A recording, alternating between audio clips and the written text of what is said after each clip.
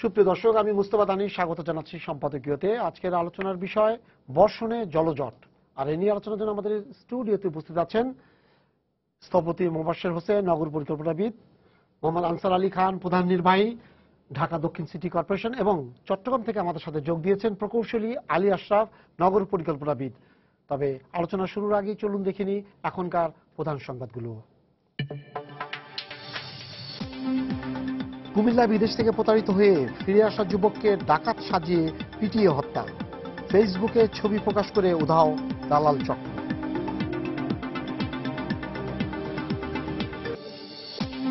স্বচ্ছ ব্যালটের মাধ্যমে ছাত্রলীগের আগামী নেতৃত্ব নির্বাচনের নির্দেশ শেখ হাসিনার। রাজধানীর সরওয়ার্দী উদ্যানে ছাত্রলীগের 28তম সম্মেলনের উদ্বোধন। পুলিশ দিয়ে ক্ষমতায় টিকে থাকা যায় না, এর পরিণতি হবে ভয়াবহ, বললেন বেগম জিয়া। সব দলের অংশগ্রহণে আবারও নিরপেক্ষ নির্বাচন দাবি।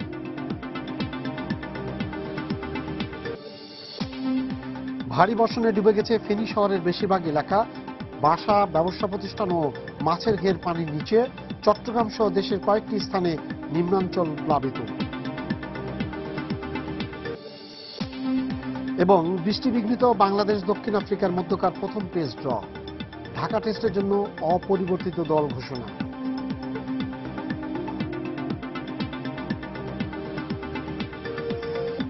নমস্কার ভাই। ঢাকা শহরে আপনি তো দেখছেন আমরা জলবদ্ধতা না বলে আমরা জলজট বলছি। এই কারণে, কারণ এই পানিটা খুব সাময়িকভাবে থাকে, কিন্তু যখন বর্ষণটা টানা বৃষ্টি হয়, হ্যাঁ, তারপরে দেখা যাচ্ছে যে বিভিন্ন জায়গায় পানি জমে যাচ্ছে এবং প্রায় 24 ঘন্টা লেগে যায় এই পানিগুলো নামতে।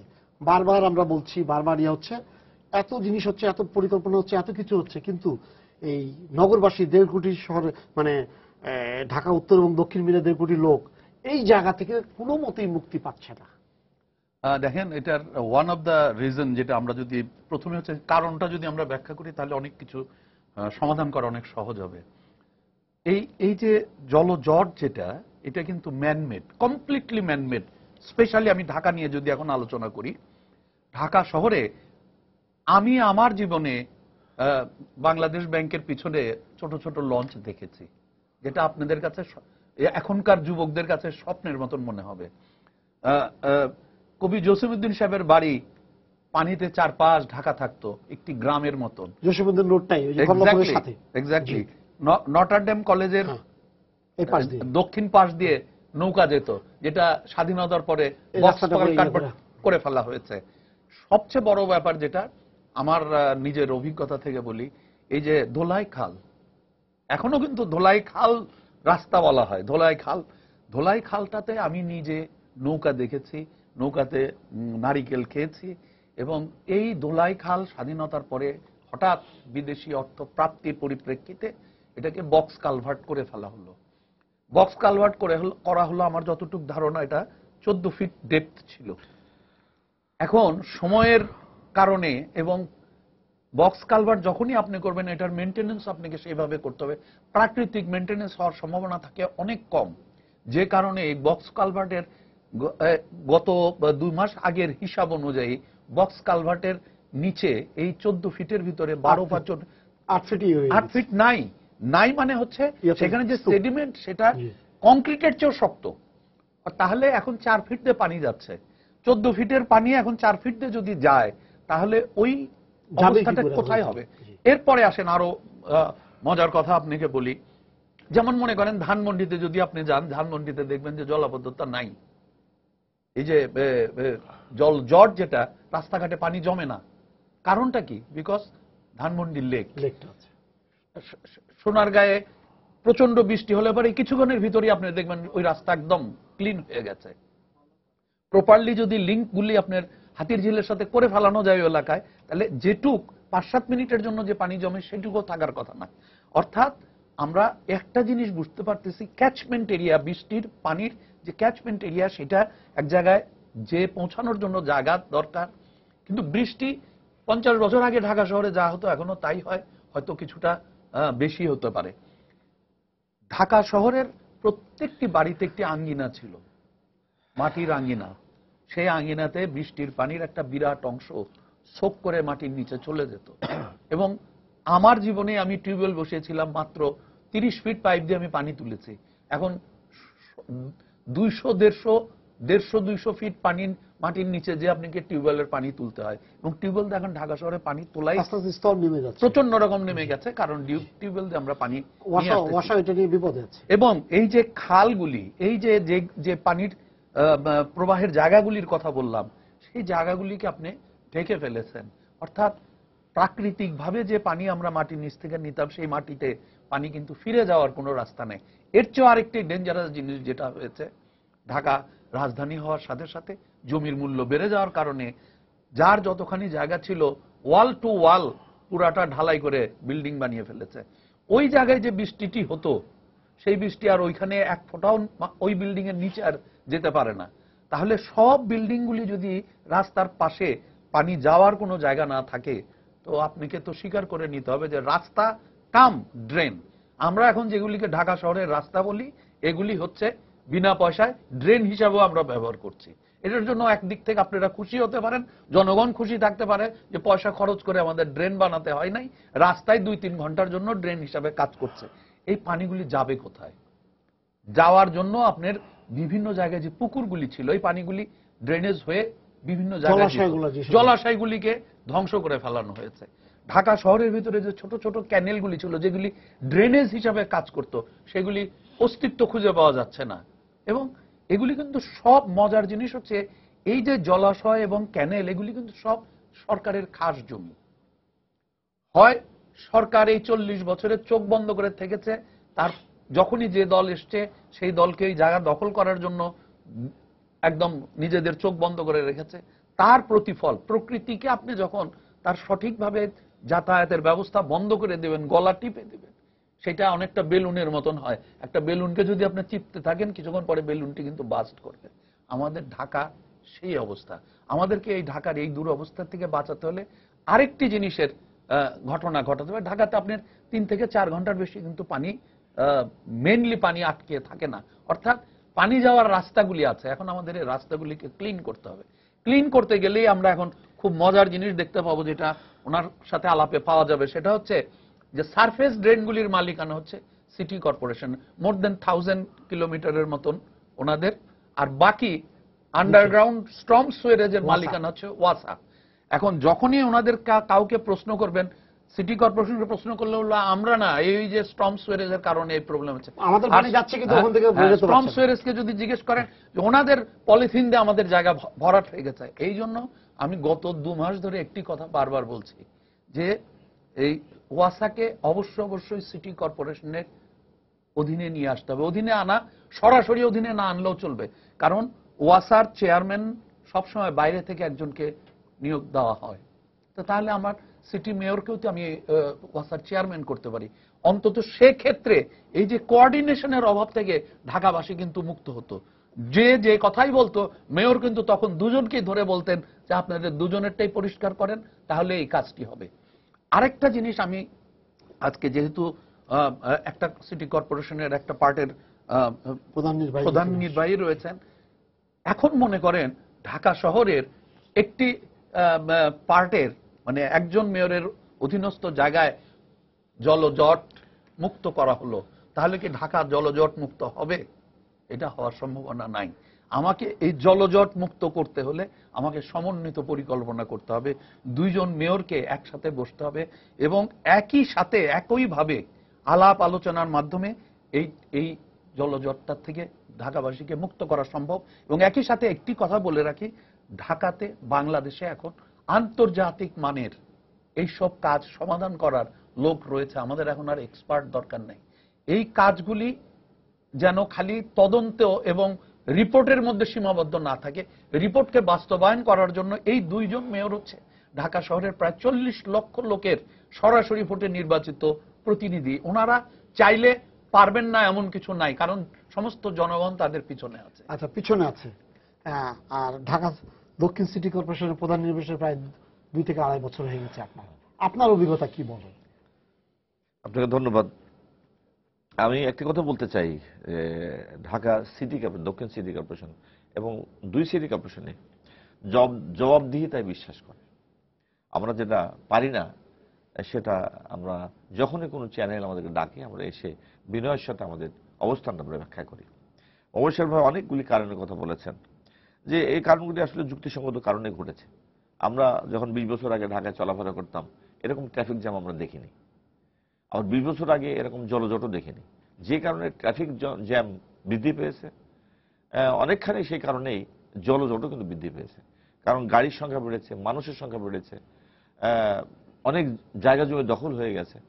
আমরা যখন ঢাকা শহরে আসি 20 বছর আগেও, অবসর ভাই এর আগে কয়েকটা অনুষ্ঠানে বলেছেন, ঢাকায় একটি সৌভাগ্যবান নগরী, যে নগরীর চারিদিকে নদী, কিন্তু অত্যন্ত দুর্ভাগ্যজনক এই নদীগুলির সাথে শহরের মধ্যে কোনো লিঙ্ক নাই।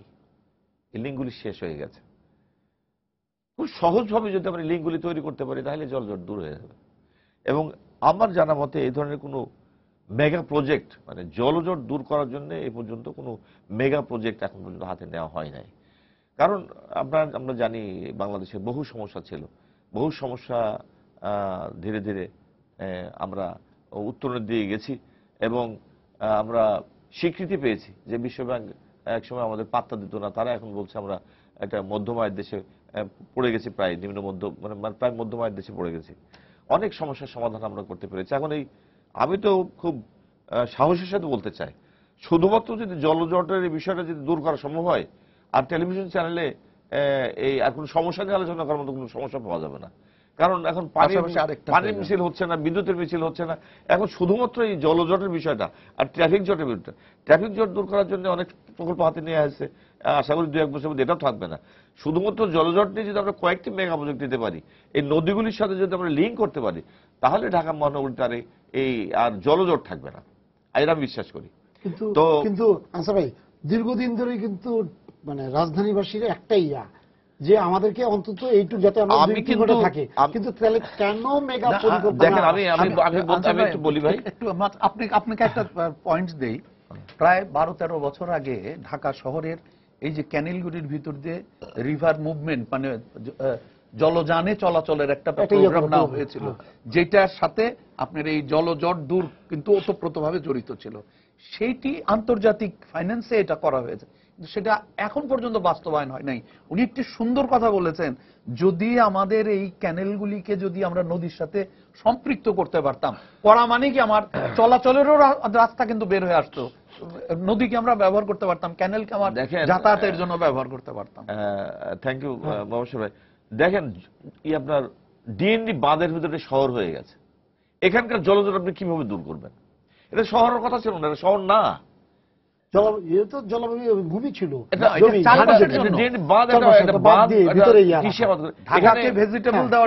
কিভাবে এটা বাড়ি করার প্ল্যান দেওয়া হলো এখানে? আমি শুধুমাত্র যদি শান্তিনগরের পানিটা দূর করতে পারি, আমি তো মনে করি একটা বাহবা পাওয়া যাবে। এবং শান্তিনগরের পানি মানে ওই পাশ দিয়ে শান্তিনগর,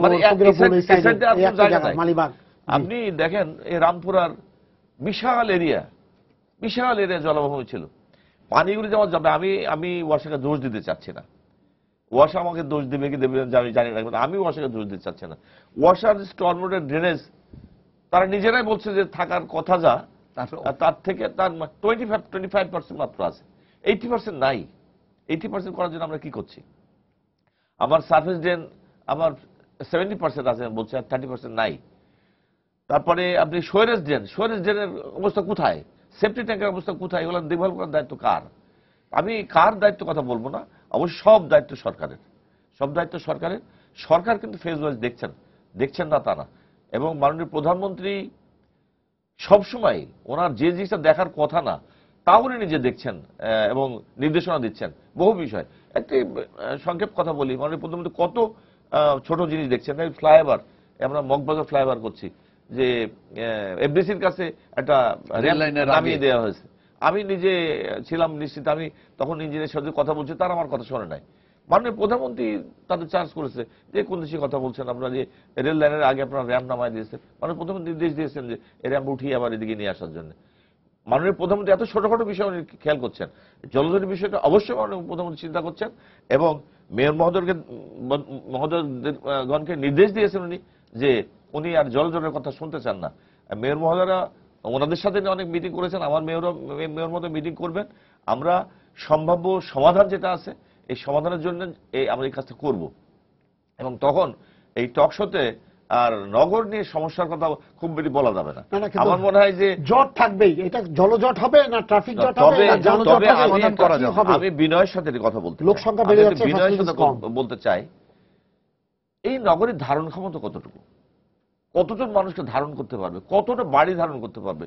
এই নগরীতে আপনি যাই করেন বৃষ্টি কতটুকু বৃষ্টি হলে এই নগর 1 মিনিট পানি থাকবে না, এখানে নির্ধারণ করতে হবে। আমি মোবাশ্বের ভাইকে বিনীতভাবে আবার বলতে চাই, যখনই খালগুলি ভরাট হয়ে গেল তখন আপনারা কোথায় ছিলেন? আপনারা কেন মানববন্ধন করেন নাই? আপনারা কেন আদালতে মামলা দেন নাই?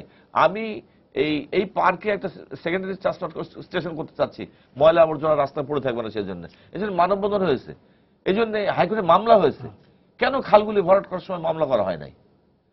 এগুলো একটা সাইড। আমি আরো কথা বলতে চাই, এ ব্যাপারে আমরা যারা নগরবাসী, নগরে দয়া করে আমাদের জায়গা হয়েছে, আমরা কতটুকু সচেতন হয়েছি। আমার ড্রেন যেটুকু আছে, মোবাশ্বের বলেছেন যে 14 ফিট ড্রেন এখন 8 ফিট হয়ে গেছে, এই বাকি এই 6 ফিট হয়ে গেছে। এই 8 ফিট কারা ভরাট করেছে? আমি না সিটি কমিশন, আমি ওখানে পরিষ্কার করি নাই, কিন্তু কি দ্বারা ওগুলা হয়েছে আমার দায়িত্ব আমি কতটুকু পালন করতে পারছি। আপনি যে দেখবেন এক জায়গায় যে আমরা খুব মানে একেবারে এই শহরে বসবাস করছি, আমার যে দায়িত্ব বোধ আছে এই দায়িত্ব বোধ সম্পর্কে আমার কতটুকু জ্ঞান আছে। আমি আপনাদের মাধ্যমে সকলের কাছে এই সিটি কমিশন পক্ষ থেকে বিনীত অনুরোধ করবো, এই শহরটি আমাদের, আমরা যখন চাকরিতে থাকবো না তখন নগদে বসবাস করবো, আমাদের সন্তানরা নগদে বসবাস করবে।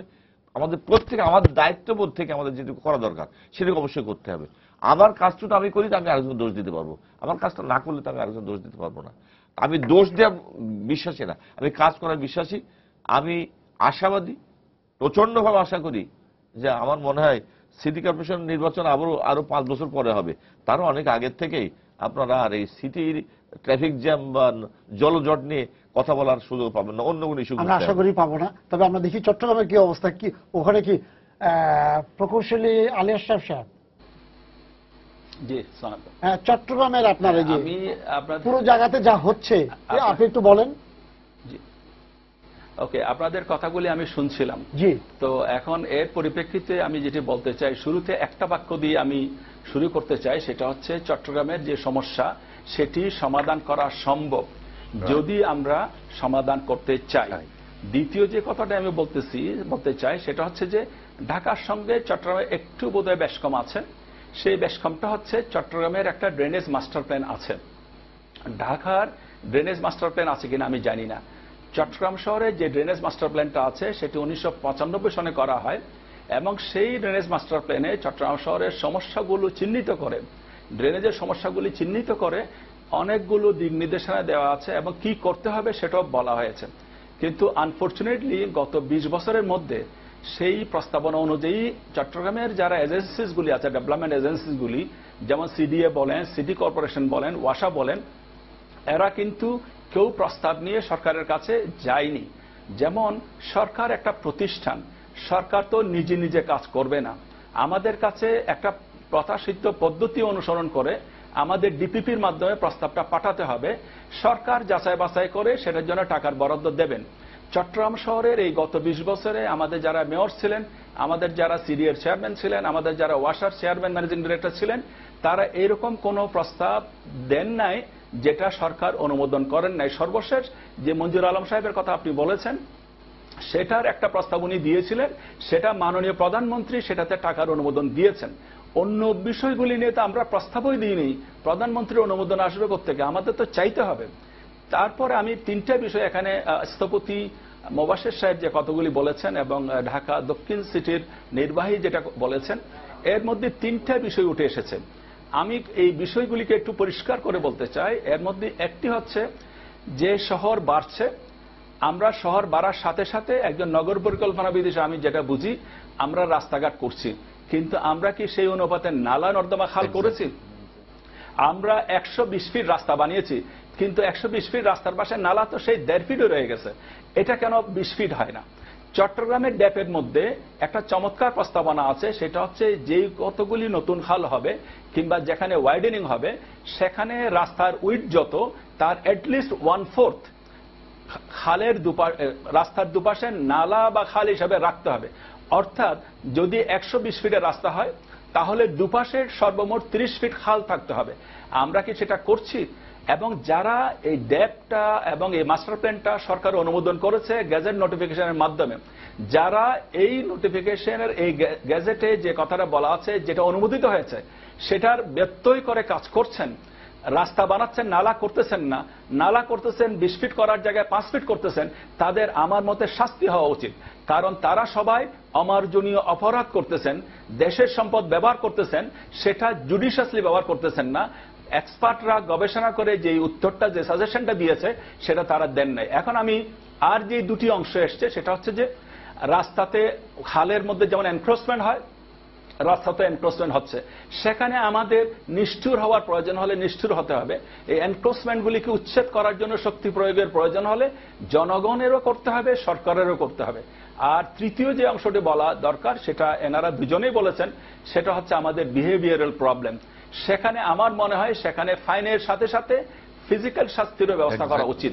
কারণ আমাদের যে নালাগুলো বন্ধ হয়ে যাচ্ছে, 12 ফিটের বক্স কালভার্ট 8 ফিট ভরাট হয়ে যাচ্ছে, এবং সেটা আপনি খোঁজ নিয়ে দেখেন সবগুলি পলিথিন এবং এমন সব বর্জ্যে ভরাট হচ্ছে যেগুলি আকাশ থেকে ফেরেশতা এসে ফেলে নাই, আমরাই ফেলেছি।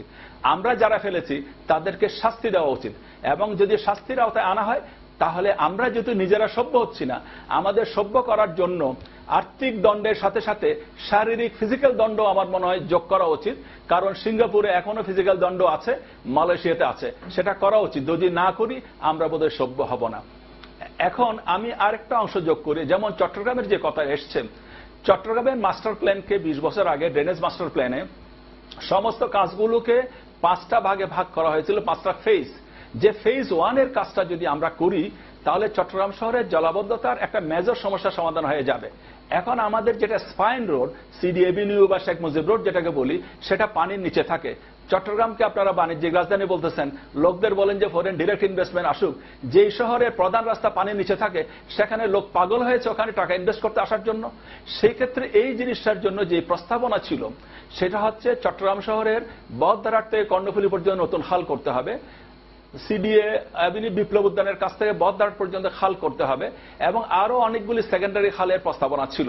কিন্তু গত 20 বছরে রেগুলার মেইনটেনেন্সের বাইরে এই নতুন খাল খনন করার কথা কেউ ভাবেনি। এখন একটা শহরে নতুন রাস্তা করার কথা আমরা ভাবতে পারি, নতুন খাল করার কথা আমরা ভাবতেছি না কেন? শহরটা তো চট্টগ্রাম শহর আগে 20 বছর আগে যে শহর ছিল এখন তো 60 লক্ষ মানুষের শহর। এখন সমস্ত মোবাশের সাহেব ঠিকই বলেছেন, রাস্তাগুলি পেভড হয়ে যাচ্ছে। আগে যে পানি গড়িয়ে খালে যেত তার সাথে বেশি পানি ইনফিল্ট্রেট করে নিচে চলে যেত। এখন সমস্ত পানিটা শহরের 80% পানি এক দৌড়ে চাকতাই খালে চলে যায়, এক দৌড়ে অন্য খালে যেতে চায়। কিন্তু আমরা এই যাওয়ার পথটা করিনি। আমাদের ঢাকা থেকে দিল্লি যাওয়ার এয়ার টিকেটটা আছে, চট্টগ্রাম থেকে ঢাকা যাব কেমনে? চট্টগ্রাম শহরের চারপাশে কর্ণফুলী আছে, বে অফ বেঙ্গল আছে, কিন্তু আমি তো সেখানে পৌঁছতে পারছি না। পৌঁছতে পারার জন্য আমার যে খালগুলি করার দরকার ছিল, যে লিঙ্কগুলির দরকার ছিল, সেই লিঙ্কগুলি আমরা করে দিই নাই। আমরা দিনের পর দিন চট্টগ্রাম শহরকে কংক্রিটের জঙ্গল বানাচ্ছি। ঢাকা মুমূর্ষ হয়েছে, চট্টগ্রাম শহর মুমূর্ষ হওয়ার পথে, এবং আগামীতে চট্টগ্রাম শহর কংক্রিটের বস্তিতে পরিণত হবে। এখনো এই সিডিএর চোখের ডগায়, সিটি কর্পোরেশনের চোখের ডগায় চট্টগ্রাম শহরের পেরিফেরিতে নতুন নতুন উপশহরের মতো বস্তি গড়ে উঠছে, যেখানে রাস্তার পাশ মাত্র 10 ফিট, এবং সেখানে 90 ডিগ্রি অ্যাঙ্গেলে রাস্তা আবার পাশ কাটছে, সেখানে লোকজন বাড়ি ভোট করতেছে, সিডি অনুমোদন দেয়, এখনো কোনো সাইড এন্ড সার্ভিস স্কিম অনুমোদিত হয়নি, লোকজন জায়গা বিক্রি করতেছে, সিডি ইন্ডিভিজুয়ালি সেসব জায়গায় অনুমোদন দিচ্ছে। 10 বছর পরে আমরাই গিয়ে আবার বলবো এটি কংক্রিটের বস্তি হয়ে গেছে, এখানে অ্যাম্বুলেন্স যেতে পারবে না, একটা ট্রাক যেতে পারবে না, রিক্সাটাও 2টা রিক্সা ক্রস করা কঠিন হয়ে যাবে। আমাদের চোখের সামনেই আমাদের শহরটা ধ্বংস হচ্ছে, একের পর এক আমরা বস্তিকে বাড়িয়ে চলেছি, আমরা সেটাকে শুদ্ধ করতেছি না। এর মানে কি এই যে আমরা শুদ্ধ করতে জানি না? আমরা শুদ্ধ করতে জানি, কিন্তু আমাদেরকে করতে দেয়া হচ্ছে না, বা আমরা করছি না। যাদের করার কথা তারা সেটা করছে না। আলী আফসার সাহেব, আমি বলি আপনার সাথে আমরা আবারও আসবো এই একটা প্রসঙ্গ নিয়ে, খাল নিয়ে, চট্টগ্রামের খালগুলো নিয়ে। তার আগে আমরা একটু দেখে নিই গত এই যে কয়েকদিনের ভারী বর্ষণে দেশের বিভিন্ন, ঢাকা সহ দেশের বিভিন্ন স্তরে কিভাবে জলজট সৃষ্টি হয়েছে।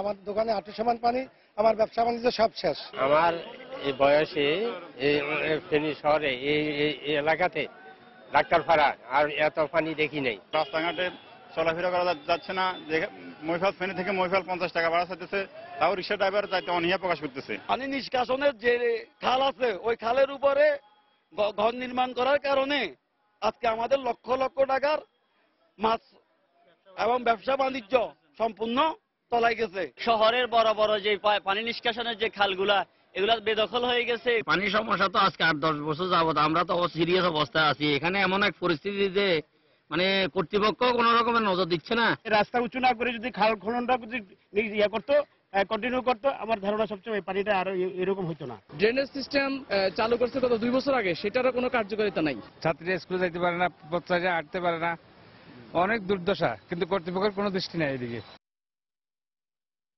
দেখলেন তো কি বললো, আপনাদের কথাগুলো দেখেন, সাধারণ মানুষ ফেনী থেকে তো এরকম খালগুলো বড় বড় দখল হয়ে গেছে, পানি আর ইয়ে করতে পারছে না।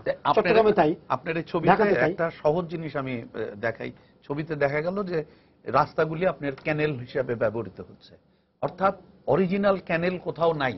এই রাস্তার দুই পাশে 1 বিঘা 2 বিঘা 3 বিঘা জমি, যার ভিতরে কোনো মানে মাটি বলতে কোনো কিছু নাই, সব কংক্রিট। তো বৃষ্টির পানি, আমরা সব পানির কথা বাদ দেই, প্রকৃতি আমাদেরকে যে এক্সিলেন্ট সুইট ওয়াটার প্রকৃতি আমাদেরকে অঢেল দিচ্ছে, সেটাই কিন্তু আমাদের দুর্ভোগের কারণ হচ্ছে। অর্থাৎ আমরা তাকে এই সত্যিকার ভাবে গ্রহণ করতে পারতেছি, ব্যবহার করতে পারছি। আমি এইটা বলি যে সৃষ্টিকর্তা আমাদেরকে পিওর ড্রিঙ্কিং ওয়াটার আকাশ থেকে দিচ্ছেন, আমরা হলাম সেই বানরের গলায় মুক্তার মালা সৃষ্টিকর্তা আমাদেরকে দিয়েছেন। আমরা ওই পানিগুলিকে ধরে রাখতে পারছি না, ধরে রাখার কোনো ব্যবস্থা করি নাই। আমরা কি করেছি, কংক্রিটের জঙ্গল বানিয়ে ফেলেছি এক সময়। ফলে এই যে বৃষ্টির পানি যেগুলি ওই 1 বিঘা 2 বিঘা 3 বিঘা 5 বিঘা জায়গাতে পড়ছে, এই পানিগুলি তো কোথাও না কোথাও যেতে হবে, যাওয়ার জন্য রাস্তাতেই আসছে।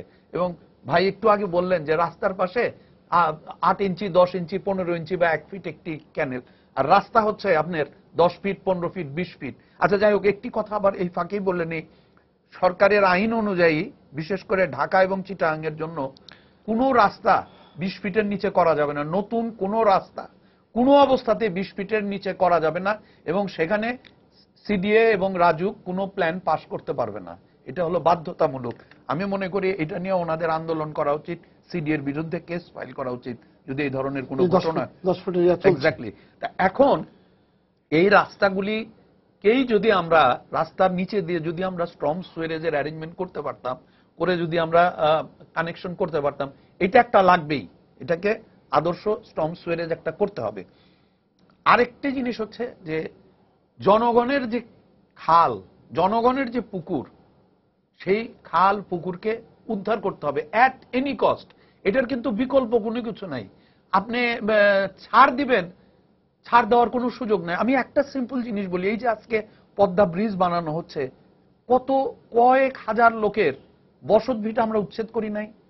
করেছি তো, ক্ষতিপূরণ দিয়ে করেছি, কিন্তু 100 বছরের বসত ভিটা থেকে উচ্ছেদ করছি for the betterment of the people of the whole country. তা আমরা জনগণের পয়সায় জনগণকে যদি বেনিফিট দিতে চাই, আমাদের কোনো না কোনো জনগণকে ওইখানে ছাড় দিতে হয়। ঢাকা শহর, চিটাগাং শহরে এই যে রাস্তা উনি বললেন, রাস্তার পাশে খাল থাকার কথা, সেগুলি এবং করলে পারেও সেগুলি দখল হচ্ছে। তাহলে আমি এইটা কেন উচ্ছেদ করতে পারি না? যেখানে বসত ভিটা থেকে আমি মানুষকে উচ্ছেদ করতে পারি, সেখানে আমার পয়সায় তৈরি করা ফুটপাত, আমার পয়সায় তৈরি করা ড্রেন, আমার পয়সায় তৈরি করা ক্যানেল থেকে আমি কেন উচ্ছেদ করতে পারি না? এটার জবাব আমাকে দিতে হবে। এবং এই উচ্ছেদ করার একমাত্র ক্ষমতা হচ্ছে জনগণের প্রতিনিধি সরকারের। আর এই 3টি শহরের মোটামুটি প্রতিটি ক্ষেত্রেই আমরা দেখতে পাই বিভিন্ন প্রতিষ্ঠানের কোঅর্ডিনেশনের অভাব। ঢাকা শহরে আপনার রাজুক এক রাস্তায় মুভ করতেছে, রোডস এন্ড হাইওয়েজ আরেক চিন্তা করতেছে, একজন টিএনটি একরকম করছে। এই সমস্ত কিছুর দায় দায়িত্ব অর্থাৎ জবাবদিহি করার ক্ষমতা নিয়ে আসতে হবে মেয়রের কাছে। কারণ চিন্তা করেন, আপনি ঢাকা শহরের মানুষ মেয়রকে যে বলতেছে আমরা জলজট কেন, ওনার কিন্তু কোনো ক্ষমতাই নাই জলজট দূর করার, ওনার হাতে কোনো ক্ষমতা দেওয়া হয় নাই। But he is the representative of the people. আমি মনে করি ঢাকা শহরের এই যে 54টি প্রতিষ্ঠান এবং প্রায় 60টি মন্ত্রণালয়, এদের বাধ্যতামূলকভাবে মেয়রের কাছে জবাবদিহিতা করা বাধ্যতামূলক করতেই হবে। করতে পারলেই দেখবেন যে অটোমেটিক্যালি অনেকগুলি কোঅর্ডিনেশন হয়ে যাচ্ছে। আমি একটা সিম্পল জিনিস যদি আমরা দেখাই, এই যে জনগণের প্রতিনিধির সাথে জনগণের একটা আত্মিক সম্পর্ক থাকে, কিন্তু সরকারের আমলা প্রতিষ্ঠান তারা তাদের নিজেদের সুবিধা মতো কিন্তু কাজ করে। এই যে একটু আগে উনি একটা এক্সাম্পল দিলেন যে মাননীয় প্রধানমন্ত্রীকে বলতে হলো যে ফ্লাইওভারটা কোথায় শেষ হবে, রেল লাইনের ক্রসিং এর এসে বন্ধ করা হলো যাতে ঝড়ের বেগে এসে রেল গেটের সামনে গাড়ি 2 ঘন্টা দাঁড়ায় থাকে। এর চেয়ে পাগলামোর লিমিটেশন আর কোথায়? কিন্তু জনপ্রতিনিধি হলে আমি কিন্তু যে মেয়রের গলা টিপে ধরতে পারতাম যে তোমার ঢাকা শহরে এই ধরনের অন্যায় কাজ কিভাবে হচ্ছে। ওইখানে আপনি কাউকেই ধরতে পারবেন না, সবাই ইনভিজিবল। এটা অমুক মন্ত্রণালয়ের কাকে ধরবেন? মন্ত্রীকে ধরবেন, সেক্রেটারিকে ধরবেন, না রোডস অ্যান্ড হাইওয়েজকে ধরবেন?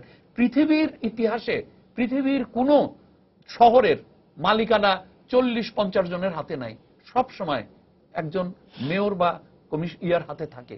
এমনকি বাংলাদেশের মফস্বলের যে মিউনিসিপ্যালিটিগুলি আছে সেখানে মিউনিসিপ্যালিটির চেয়ারম্যানের হাতে অস্বাভাবিক রকম ক্ষমতা রয়ে গেছে, আপনার পানির কানেকশন দেওয়া, প্ল্যান পাস করা, সবকিছু। কিন্তু ঢাকার 40 লক্ষ লোকের প্রতিনিধি, তার হাতে কোনো ক্ষমতা নাই। রাস্তার লাইট পোস্টের লাইট টিউনিং বদলাতে বাধ্য, কিন্তু লাইট পোস্ট যদি রাস্তার মাঝখানে থাকে ওনার এটা সরানোর ক্ষমতা নাই। এই জায়গাগুলি থেকে আমাদেরকে বের হয়ে আসতে হবে। সরকারিভাবে প্রজ্ঞাপন দিয়ে এই সব প্রতিষ্ঠানকে মেয়রের কাছে জবাবদিহি করা বাধ্যতামূলক করতে হবে, এবং মেয়র কোঅর্ডিনেটিং আমব্রেলা হিসাবে কাজ করতে যদি পারেন তাহলে এই কাজগুলি হবে। এই যে উনি একটি কথা বলেন 1995-এ একটি জিনিস হয়েছে মাস্টার প্ল্যান, সেই মাস্টার প্ল্যান সিটি কর্পোরেশন যদি করত, চিৎকার করেই জনগণের প্রেসারে সরকার বাধ্য হতো বা বিদেশ থেকে অর্থ আসতো এটি বাস্তবায়ন করার জন্য। সিটি কর্পোরেশনকে মেয়রকে ক্ষমতাশালী করতে হবে, লিঙ্কেজ হিসাবে ইউজ করতে হবে, এবং সব প্রতিষ্ঠানের আমব্রেলা হিসাবে মেয়রকে যতদিন পর্যন্ত আমরা না নিয়ে আসতে পারবো ততদিন পর্যন্ত মাননীয় প্রধানমন্ত্রীকেই কোথায় ড্রেন 2 ফিট হবে, কোথায় ড্রেন 6 ফিট হবে, প্রধানমন্ত্রীর বলা ছাড়া বোধহয় আর কোনো উপায় নাই। আনসার ভাই, উনি একটা কথা বলেছেন, খাল থেকে কেন আমরা খালগুলো থেকে মানে যেগুলো দখল হয়ে যাচ্ছে সিটি কর্পোরেশনের ইয়াতে, সেগুলাকে কেন আমরা উচ্ছেদ করতে পারি না? আমাদের লিমিটেশন গুলো কোথায়? আপনি কিছুক্ষণ আগে টেলিভিশন দেখলাম ফেনী শহরের মানুষজন বলছে খাল দখল হয়ে গেছে, রাস্তা উঁচু করা লাগবে না, খালগুলি ক্লিন করেন, সেই কথা বলছে। ঢাকা শহর খাল বেদখল হয়ে গেছে তা না, ঢাকা শহরের অধিকাংশ খাল কিন্তু যা হয়েছে সেগুলো মানে রাস্তাকে বক্স কালভার্টের উপর দিয়ে রাস্তা করা হয়েছে। আর রাস্তারও প্রয়োজন আছে, কিন্তু ঢাকা শহরে রাস্তা যতটুকু দরকার তার কতটুকু রাস্তা আছে? 25% থাকা দরকার, যা দরকার আছে কতটুকু সেটার উপর। কিন্তু অন্য জায়গায় তো খাল ভরাট করে শহরায়ন হয়েছে, বিল ভরাট করে শহরায়ন হয়েছে। দেখেন, আমি মাননীয় প্রধানমন্ত্রীর কথা বলেছি, আপনারা জানেন পূর্বাচলের 300 ফিট রাস্তার পাশ দিয়ে দুখানা ক্যানেল 100 ফিটের ক্যানেল মাননীয় প্রধানমন্ত্রী অত্যন্ত শক্ত অবস্থানে রয়েছেন, যেখানে খাল করতেই হবে, কোনো কারণ এটা দখল করার মানে কোনোভাবে মাননীয় প্রধানমন্ত্রী নমনীয় না, লম্বা জায়গা একটা হাফিস হয়ে যাওয়ার মতো অবস্থা। আমার মনে হয় এটা করা সম্ভব হবে এবং ওই এলাকার জলজট হবে না।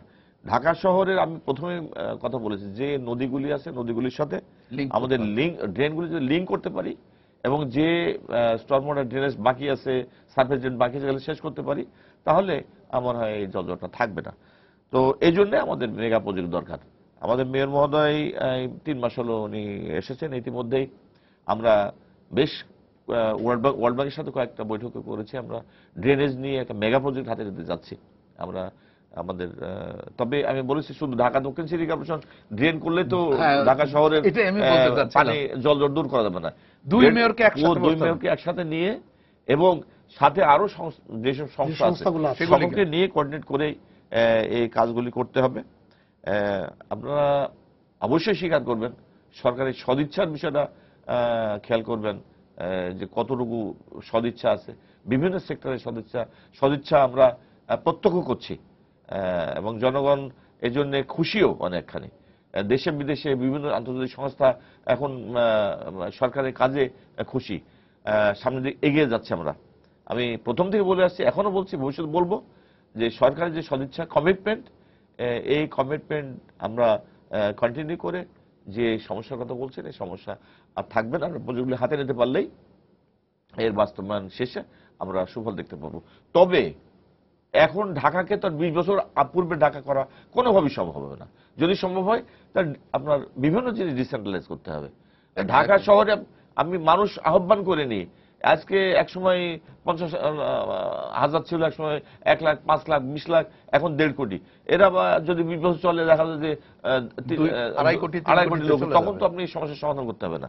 এই জন্য আপনার বিভিন্ন বিষয়ে ডিসেন্ট্রালাইজ করতে হবে। ঢাকা কেন্দ্রিক সবকিছু করলে তো আসলে ঢাকা শুরু করে আবার গ্রামের লোক ঈদের বাজার করতে আসে ঢাকা শহরে, এগুলো ডিসকাস করতে হবে। তারপরে দেখেন ঢাকা শহরের লোক ট্যাক্স দেয়, ঢাকা শহরে কয় লক্ষ লোক ডেলি মুভমেন্ট করছে, তারা তো কোনো ট্যাক্স দেয় না। ঢাকা শহরের সুফল তারা পাচ্ছে, তারা তো আমাদের ট্যাক্স পাচ্ছে না। তারপরে দেখেন লোকাল গভর্নমেন্টগুলিকে শক্তিশালী করতে গেলে অর্থনীতির ভিত্তি মজবুত করতে হবে। অর্থনীতির ভিত্তি মজবুত করার মতো কোন আমরা ট্যাক্স দিতে চাই না মানুষজন। আমি অনেক প্রভাবশালী লোক, তার বাড়ির সারা বছরের ট্যাক্স 10,000 টাকা, কমানোর জন্য আমার কাছে যে তদবির করে যে ভাই এটা 5,000 টাকা করা যায় কিনা। এই আপনার যেখানে হওয়ার দরকার 50,000 টাকা হয়েছে 10,000 টাকা, সেটা কমানোর জন্য 5,000 টাকা করতে চাই, আবার শহরের সব সমস্যার সমাধান করতে চাই, তা তো হবে না। আমাদেরকে ডবল রোল প্লে করলে হবে না। আমাদেরকে প্রপার ট্যাক্স দিতে হবে এবং প্রপার সেবা আদায় করে নিতে হবে কর্পোরেশনের কাছ থেকে। অবশ্যই বলেছেন যে সিটি কর্পোরেশনের সক্ষমতার বিষয়টি, আমি বলে থাকি এদিকে যদি আপনি কোপেনহেগেন সিটি বানাতে চান, এদিকে আপনি মেলবোর্ন বানাতে চান, তাহলে ওখানে মেলবোর্নের সিটি কর্পোরেশন, মেলবোর্নের জনগণ, মানে সবকিছুকে একরকম করতে হবে। একরকম করলে তারপরে ওখানে যেভাবে সেবা দিচ্ছে মানুষ যত সুবিধা ভোগ করছে সেগুলি আপনি ঢাকা সিটি পাবেন। আমি ট্যাক্স কতটুকু দিচ্ছি, আমার সিটি কর্পোরেশনের আর্থিক সক্ষমতা কতটুকু আছে, মেয়রের ক্ষমতা কতটুকু আছে, সবকিছু সীমাবদ্ধ আছে। তো আমার মনে হয় সবগুলো বিষয় যদি আমরা একত্রিত করতে পারি তাহলে এই সমস্যার সমাধান করা খুব সহজ হবে। আচ্ছা আনসার ভাই, এটা আমরা প্রায় দেখি বিভিন্ন সময় যে দখল করা জায়গাগুলো উচ্ছেদ করার ইয়ে হয়, বিভিন্ন প্রতিষ্ঠান করে, এর মধ্যে সিটি কর্পোরেশন আছে।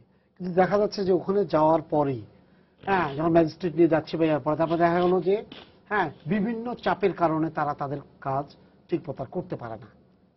আমি তো একটু আগে বললাম মেলবোর্ন সিটিকে মেলবোর্নের জনগণের মতো আমাদের জনগণ করতে হবে। আমরা কারো জায়গা দখল করব না, আর দখলকারীকে আমরা সবাই ঘৃণা করা শুরু করব। আমরা যদি দখলকারীকে ঘৃণা করা শুরু করি, একদ্বিমত পোষণ করি, পৃথিবীতে কোনোদিন কোথাও জনগণ ভদ্রলোক সরাসরি হয় নাই। পানিশমেন্টের বাইরে আজ পর্যন্ত পৃথিবীর একটি দেশও নাই যেখানে মানুষ সৎ হয়েছে, ভদ্র হয়েছে। যদি তাই হতো কোরআনের পাতায় পাতায় পানিশমেন্ট দেওয়ার কথা থাকতো না। আমি এইভাবে একটু বলতে চাই, আসলে আপনি ঠিকই বলেছেন, কঠোর পানিশমেন্ট দিতে হবে, এর বিকল্প নাই। পানিশমেন্ট বিষয়টি অবশ্যই আমাদের মাথায় আছে। আমরা যে মোবাইল কোর্টগুলি করছি, আসলে আমাদের ম্যাজিস্ট্রেটের সঙ্গে মাত্র 2 জন ছিল, আমরা 4 জন নিয়ে এসেছি। আমরা পুলিশ চাইলে পুলিশ পাই না। এ ব্যাপারে আমার মেয়র মহোদয় বিশ্বের সব জায়গায় সিটি কর্পোরেশনের আন্ডারে ইনস্ট্রাকশন দিয়েছেন। পরীক্ষা নিরীক্ষা করে আমি অলরেডি দেখছি যে ইন্ডাস্ট্রিয়াল পুলিশ যেমন করা হয়েছে, পর্যটনের জন্য পুলিশ করা হয়েছে, সিটি কর্পোরেশন একটা রিজার্ভ ফোর্স থাকবে না কেন? আমি বিষয়টা পরীক্ষা নিরীক্ষা করে অলরেডি পুলিশের সাথে কথা বলেছি। আমরা সিটি পুলিশ, সেটা পুলিশ বিভাগে থাকবে, বাট রিজার্ভ ফর সিটির যে কোনো সমস্যার সমাধানের জন্য আমরা যখনই ডাকবো সাথে সাথে সেখান থেকে চলে আসবে। এই ধরনের আমরা এই 2 সিটির জন্যই এরকম করা যায় কিনা আমরা খুব তাড়াতাড়ি এরা করার চেষ্টা নিচ্ছি, উদ্যোগ নিচ্ছি, যাতে সিটি পুলিশ যদি করা যায়। আমার যদি 2,000-3,000 পুলিশ সিটির জন্য থাকে, তাহলে এমনও হতে পারে যে এটা হওয়াই উচিত। আমি মনে করি যে ট্রাফিক নিয়ন্ত্রণের দায়িত্ব তো সারা বিশ্বে সিটি কর্পোরেশনের উপরে। যদি এরকম পুলিশ থাকে, পুলিশের ট্রাফিকটা যদি সিটি মেয়রের আন্ডারে থাকে, আমি একটু ইন্টারাপ্ট করি, সিটি মেয়রের আন্ডারে থাকে, তাহলে একটা মজার কথা বলি। আমি কয়েকদিন আগে পুলিশ কমিশনারের সাথে, এই ট্রাফিক কমিশনারের সাথে প্রোগ্রাম করেছিলাম।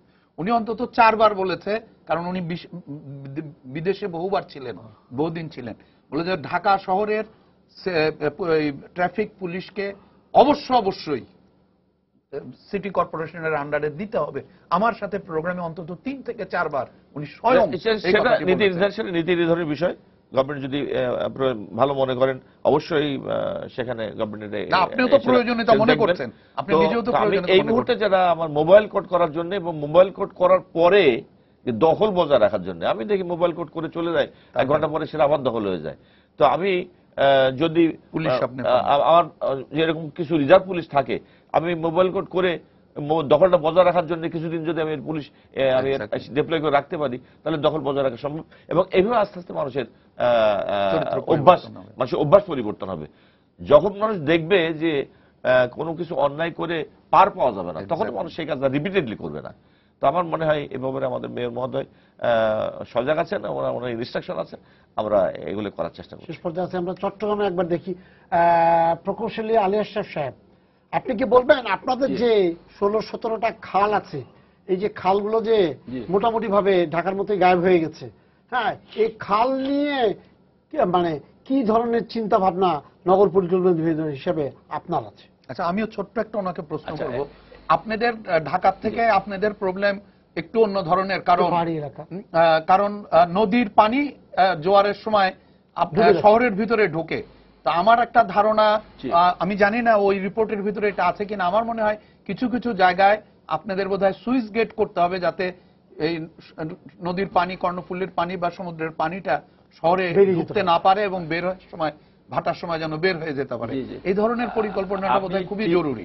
আপনি ঠিক বলেছেন, আমাদের মাস্টার প্ল্যানের মধ্যে এই পরিকল্পনা আছে। যেমন চাক্তাখালের বুকে নেভিগেশন গেট, মহেশখাল যেটার কারণে আগ্রাবাদে পানি উঠে, সেখানে স্লুইস গেটের কথা ছিল, কিন্তু গত 20 বছর ধরে এটা কি পোর্ট করবে না ওয়াটার ডেভেলপমেন্ট বোর্ড করবে, সিটি কর্পোরেশন করবে, এটা করতে করতে আমরা 20 বছরের মধ্যে মহেশখালের বুকে স্লুইস গেট করতে পারিনি। গত 2-3 বছর ধরে অনেকবার শোনা যাচ্ছে হয় সিটি কর্পোরেশন করবে, রিসেন্টলি শোনা যাচ্ছে বন্দর করবে। এখন এই যে মাঝখান দিয়ে একটা কোঅর্ডিনেশনের কথা আসছে, চট্টগ্রামে প্রায় 32টা ডেভেলপমেন্ট এজেন্সিস কাজ করে, ঢাকার চেয়ে কিছু কম, কিন্তু এই এজেন্সিস গুলির মধ্যে কোনো কোঅর্ডিনেশন নাই, সবাই ভার্টিক্যালি লিঙ্ক, হরিজন্টাল লিঙ্কেজ নাই। সেই কারণে বহু বছর আগে তোরে সিটি গভর্নমেন্টের কথা বলা হয়েছে, যদি সিটি গভর্নমেন্ট করা যায় বা মেয়র বা অন্য কাউকে যদি শক্তিশালী করা যায়, যার কাছে এইসব ডেভেলপমেন্ট এজেন্সিসগুলি সরকারি টাকা খরচ করার আগে জবাবদিহি করতে পারে, তাহলে আমাদের অনেক সমস্যার সমাধান হয়ে যায়। যেমন চট্টগ্রাম শহরের চাক্তাখালের মুখে একটা নেভিগেশন গেট করার কথা আছে, ওখানে সিল ট্র্যাপ করার কথা আছে, 2টি খাল করার কথা আছে, আশেপাশে সেকেন্ডারি খাল খনন করার কথা আছে। এবং মজার ব্যাপার হলো 1995 সনের অর্থমূল্যে ওই কাজটা যদি তখন করা হতো, আমাদের খরচ হতো মাত্র 88 কোটি টাকা। এখন সেই কাজের একটা অংশ বদ্দারহাট থেকে একটা খাল কর্ণফুলী পর্যন্ত করতে গিয়ে প্রায় 300 কোটি টাকার মতো প্রকল্প অনুমোদন দিয়েছে বাংলাদেশ সরকার। তাহলে আমি কি বলতে পারি না সময়ের 1 ফোর অসময়ের 10 ফোরের সমান? আমরা শুরুতে যে কাজটা 88 কোটি টাকা দিয়ে করতে পারতাম, সেই কাজটা এখন 1000 কোটি টাকা দিয়ে করতে হবে। এই দোষটা কার? আমরা করলাম না কেন? যখন একটা মাস্টার প্ল্যান হয়, সরকার সেটা অনুমোদন করে, তখন আমি ধরে নিতে পারি নীতিগতভাবে সরকার বলছে যে এটার জন্য যে প্রজেক্ট প্রপোজাল বা প্রস্তাবনা আসবে, টাকা চাইবে, আমরা টাকা দেব, তবে সেই টাকাটা চাইতে হবে সরকারের নিয়ম নীতির মধ্য দিয়ে। কিন্তু আমরা গত 20 বছর ধরে সেটা চাইতে পারলাম না কেন? এখন গতবার মঞ্জুর সাহেব একটা খালের জন্য চেয়েছে, সেই টাকাটা তো প্রধানমন্ত্রী দিয়েছেন, অনুমোদন করেছেন, বাকি খালগুলির জন্য চাওয়া হলো না কেন? সেটার জবাবটা কে দেবে? যারা ডেভেলপমেন্ট এজেন্সিতে আছেন, যারা জনপ্রতিনিধি, তাদের তো দায়িত্ব হচ্ছে যে এই নিয়ম নীতিগুলি, সরকারের যে গাইডলাইন আছে সেগুলি ফলো করা। কিন্তু তাদের মধ্যে একটা উন্নয়নশীলতা কাজ করে, তারা সবাই মাস্টার প্ল্যানকে ডেভিয়েট করে, বাইপাস করে কাজ করার ব্যাপারে বেশি আগ্রহী। সবাই যার যার মতো অ্যাডহক কাজ করতে চান, এতে খুশি হন। কিন্তু একটা মাস্টার প্ল্যান শখ আছে, যে শখ অনুযায়ী যদি আমরা করি, আজকে একজন আছে, কালকে আরেকজন আসবে, তাহলে at the end of the day 20 বছর পরে দেখা যাবে যে আমার সম্পূর্ণ কাজটা শখ অনুযায়ী সম্পন্ন হয়ে গেছে। হয়তো কিছু 19-20 থাকতে পারে, কম থাকতে পারে, সেটা পরবর্তীতে আমরা 5th ইয়ার 5 ইয়ার প্ল্যান, 6 ইয়ার প্ল্যানে যেমন যোগ করে দিই, সেখানে সেটা যোগ করে দেওয়া যেত, কিন্তু আমরা সেই কাজটা কখনো করিনি। এবং সেটা না করার ব্যাপারে আমাদের প্রচন্ড রকমের একটা আগ্রহ আছে বলে আমার মনে হয়। সেই কারণে আমি মনে করি যারা এটা করে না, সরকারের আইনের অমান্য করে, রাস্তায় যে ট্রাফিক পুলিশ বা ট্রাফিকের আইন অমান্য করছে, তার যেমন শাস্তি আছে, জনপ্রতিনিধি যদি অমান্য করার মতো কাজটা করে, তারও শাস্তি হওয়া উচিত। আর সরকারি কর্মকর্তা যিনি তার দায়িত্ব পালন করেন নাই, যেটা পালন করার জন্য তাকে দায়িত্ব দেওয়া হয়েছে, যিনি যেটার জন্য বেতন পান, সেই কাজটা যিনি করেন নাই, তারও শাস্তি হওয়া উচিত বলে আমি মনে করি। হ্যাঁ, ঠিক আছে, আমি আপনার কাছে আবার আসতে পারি। আমাদের কি শেষ পর্যায়ে আছে এখন উনি যে কথাগুলো বলেছেন তাতে কিন্তু সব জায়গায় কিন্তু খুবই সুন্দর, মোটামুটি ভাবে এই পুরো বাংলাদেশের চিত্রটা কিন্তু এরকমই সব জায়গায় না। এখন ওনার ওখানে যে জিনিসটা উনির বক্তব্যের ভিতরে সবচেয়ে ইম্পর্টেন্ট জিনিস আমরা পেয়েছি যে ম্যানমেড ডিজাস্টার সলভ করার সমস্ত রাস্তা বের করা আছে। এটাকে আপনি এইভাবে ধরতে পারেন, ছোট বাচ্চাকে আপনি একটা প্রবলেম তৈরি করে দিলেন এবং সেই প্রবলেমটা আবার সমাধান করার ব্যবস্থা। অর্থাৎ আমরা গত 40 বছরে কতগুলি প্রবলেম আমরা তৈরি করেছি। আজকে আমরা এই আলোচনার ভিতর দিয়ে কিন্তু একটি জিনিস দেখছি যে this is not beyond our control. আমাদের দেশের মানুষ, আমাদের দেশের মেধা, আমাদের দেশের লোকজন শুধুমাত্র কোঅর্ডিনেটেড এফোর্ট যদি আমরা নিতে পারি, ওই যে ওনার ওখানে 32-33, ঢাকাতে 54, আমি প্রায়ই বলে থাকি যে একটি শহরের 54 পিতা, ওনাদের হলো 32টি পিতা। তো একটা শহরের একটি সন্তানের যদি 32টা পিতা থাকে তাহলে ওই সন্তানের যে দুরবস্থা হওয়ার কথা, এই চিটাগাঙ্গের সেই অবস্থা, 54 পিতার শহর ঢাকা শহর, সেখানেরও দুরবস্থাই সন্তানের। এখন আমাদের তাহলে উদ্ধার পাওয়ার রাস্তা কি? এই 54 পিতা বা 32 পিতা বা 35 পিতাকে একটি আমব্রেলার আন্ডারে নেওয়া।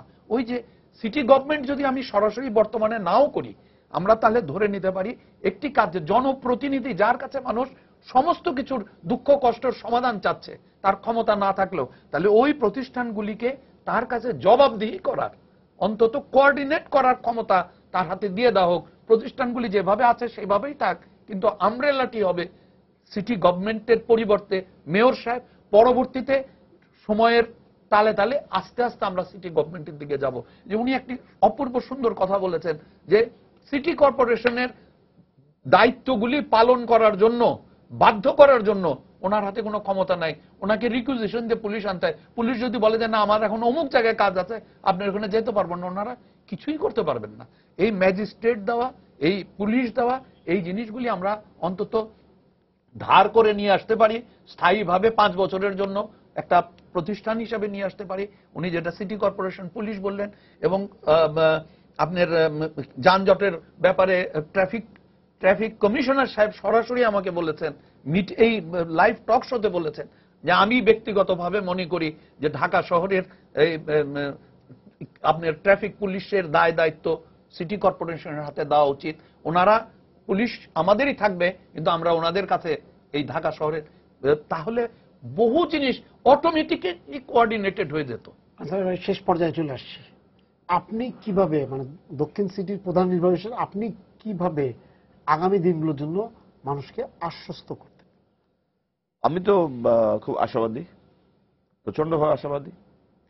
আমি সবসময় বলে থাকি যে বহু সমস্যার সমাধান হয়ে গেছে। কলসের মিছিল আমরা দেখি না, মশারি টাঙা দিয়ে দিনের বেলা বাচ্চাদেরকে লেখাপড়া করতে আর আমরা দেখি না, আমরা ভাতের জন্য মানুষের কাছে মানুষের আহাজারি আর দেখছি না, আমরা ছেঁড়া কাপড় পরে কাউকে দেখছি না। তো এই সামান্য একটু কাজ, জল জট আর ট্রাফিক জট, এই জন্য বর্তমান সরকার যে প্রোগ্রামগুলি হাতে নিয়েছেন এবং আপনাদের মধ্যে মানুষজন যে মানুষকে অ্যাওয়ার করা হচ্ছে, পরিকল্পনাবিদরা কথা বলছেন, সিটি কর্পোরেশনের মেয়রের ক্ষমতা বৃদ্ধির কথা আসছে, সবকিছু হয়ে যাবে এবং সবকিছু হয়ে যাওয়ার সাথে সাথে এই সমস্ত সমস্যা আর খুব বেশি দিন আমাদের ভোগ করতে হবে না।